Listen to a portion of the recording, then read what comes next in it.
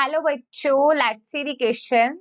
The partial pressure of oxygen in the alveoli of the lungs is option A less than that in the blood, option B less than that of carbon dioxide, option C equal to that in the blood and option D more than that in the blood. देखो question के अंदर हमें बोला है कि partial pressure जो oxygen का होता है एल्वेलाई में, ठीक है, वो कैसे हम उसका कंपैरिजन कर रहे हैं।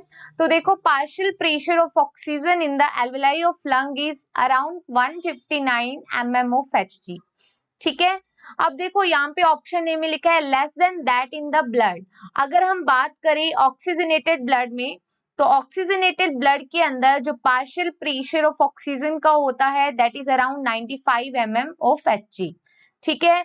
अगर हम बात करें डीऑक्सीजनेटेड ब्लड में तो वो कितना होता है अराउंड 40 mm ऑफ Hg। तो इन दोनों के ही कंपैरिजन में जो एल्वेलाई का प्रेशर है वो ज्यादा होता है, लेस देन नहीं होता, ठीक है।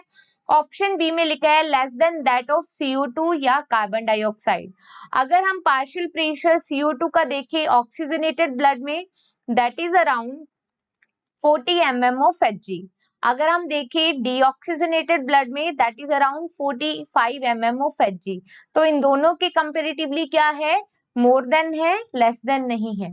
ऑप्शन सी में लिखा है equal to that in the blood. तो अभी देखो हमने देखा है ब्लड में कितना होता है ऑक्सीजन का, ऑक्सीजनेटेड में 95 एंड डीऑक्सीजनेटेड में 40। तो इन दोनों के कंपैरेटिवली इक्वल नहीं है बल्कि ज्यादा है। तो ऑप्शन डी में लिखा है more then that in the blood, तो बिल्कुल करेक्ट आंसर है क्योंकि 159 is more than 95 and 40। So here correct answer is only option D. Best of luck.